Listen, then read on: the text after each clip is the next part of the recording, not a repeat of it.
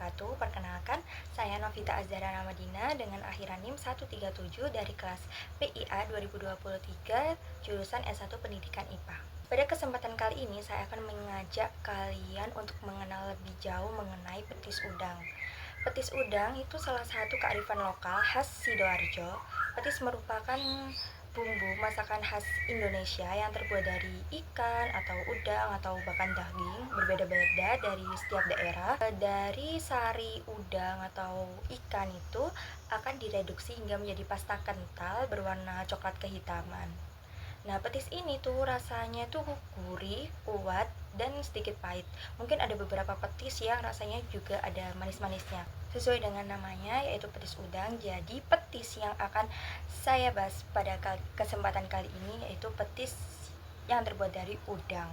Karena Sidoarjo sendiri juga dikenal dengan kota udang.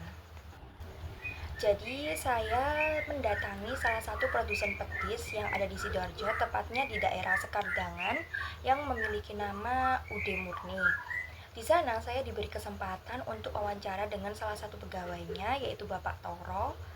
Dan untuk selanjutnya kita simak terlebih dahulu video wawancara berikut ini. Sejak kapan usaha ini berdiri? Kurang lebih tahun berapa? Kalau sejak kapan itu ini usaha mulai dari turun ya. Kalau tahunnya kita nggak pasti. Nah, Puluhan tahun? lebih. Kalau 40-50 tahun mungkin ada. Petis yang dijual cuma petis udang atau ada Iya, petis? petis udang saja. Mengenai petis udang ini, apakah ada jenis udang tertentu gitu yang? Oh enggak, kalau di Sudang kita nyuplainya dari pabrik ya. Apa yang dari pabrik ya itu? Oh, dari pabrik, bukan dari kayak diri sendiri atau petani? Oh enggak, kita kan ambil kepalanya loh, Pak. Oh, cuma kepalanya? Kepalanya itu yang kita produksi. Baik, jadi berdasarkan wawancara tersebut, kita jadi tahu bahwa Ude Murni ini sudah berdiri selama beberapa tahun, lebih dari puluhan tahun, karena usaha ini merupakan usaha turun-temurun. Nah, untuk udang yang digunakan dalam pembuatan petis ini di Ude Murni tidak ada jenis udang tertentu ya, karena Ude Murni sendiri mendapat pasokan udang dari pabrik dan bagian udang yang digunakan dalam pembuatan petis hanya kepalanya saja. Untuk selanjutnya kita simak proses pembuatan petis berikut ini. Proses pembuatan petis pertama itu Untuk pertama itu kita ambil bahan bakunya dari pabrik, direbus dulu, sore itu langsung rebus sampai mateng. Besok baru kita giling, sarinya kita saring, ya kan, terus kita rebus lagi sarinya itu sampai membeku, kita campur gula. Nah, campur gula itu nanti di situ finishingnya jadi malam, maksudnya biasanya jadinya malam. apakah ada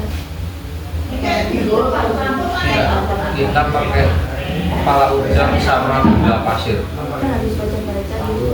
Nah, katanya ada petis yang pakai gula merah gitu. Itu beda jenis. Biasanya kalau gula merah itu petis tambah. Isinya gulanya sendiri itu buat cuma manis atau bisa mempengaruhi tekstur dari petis untuk petis? Kalau tekstur sih enggak sih ya, memang dari saringan itu masih. Ya cuma itulah rasanya seperti itu.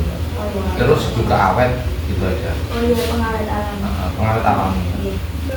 Untuk proses pembuatannya itu gimana cara memastikan agar saat proses pembuatan itu terjaga kebersihannya? Kita sudah yang menyediakan seragam, cuma anak-anak kadang kan gerah dilepas gitu, maksudnya sini kan apinya kan bisa jadi kan gerah Pak, yaitu dilepas. Cuma kalau ada kunjungan atau kita tetap pakai seragam.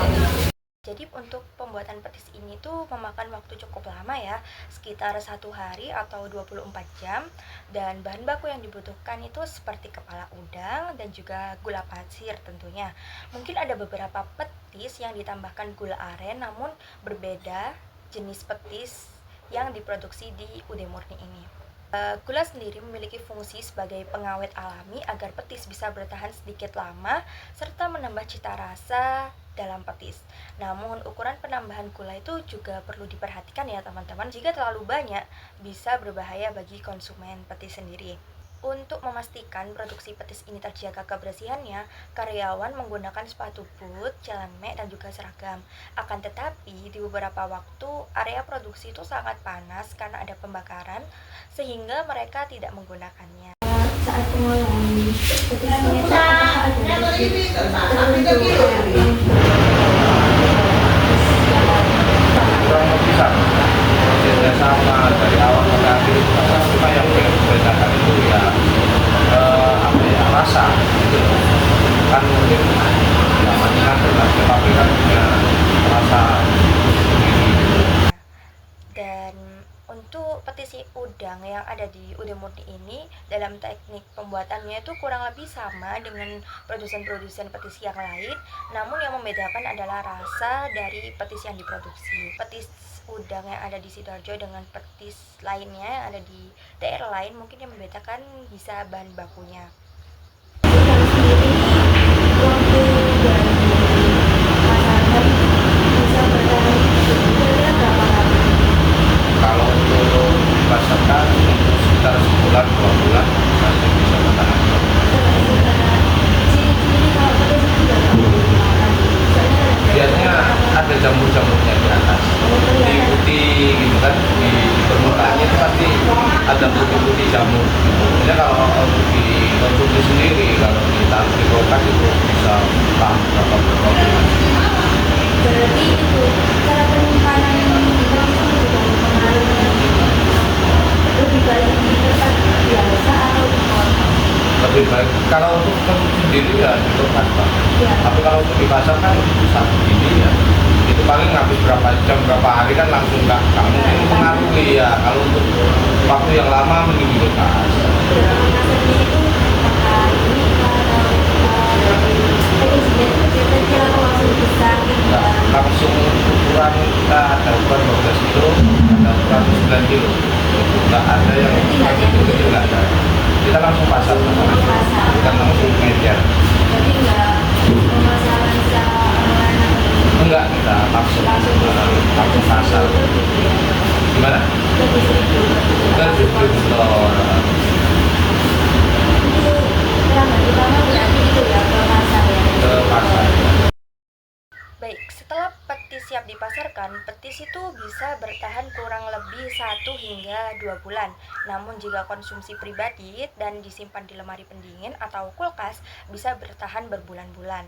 Jadi untuk penyimpanan petis dianjurkan disimpan di tempat yang dingin ya, atau di kulkas. Cara kita mengetahui jika petis itu sudah tidak layak dikonsumsi itu biasanya ada jamur atau putih-putih yang berada di bagian atas petis. Jadi buat kalian yang punya petis di rumah, boleh banget nih dicek kira-kira petisnya itu masih layak dimakan atau tidak. Jadi petis udang yang diproduksi di Udang Murni ini hanya dipasarkan kepada distributor atau penjual yang ada di pasar-pasar ya, dengan ukuran besar sekitar 9 kilo hingga 12 kilo. Karena target pasarnya sendiri juga penjual yang ada di pasar, mereka sudah menjadi pelanggan di Udang Murni selama bertahun-tahun gitu. Jadi belum ada untuk via online-nya. Tantangan biasanya permintaan rame gitu ya, permintaan banyak, kepala udangnya nggak ada, terus kepala udangnya ada, kayunya nggak ada, gitu. Terus gula yang langka ya macam-macam lah Mbak. Kalau kantong lancar ya nggak ada, tergantung bahan bakunya. Nah, kemarin kita juga sempat bertanya mengenai tantangan sejauh ini sebagai produsen petis itu apa aja sih gitu.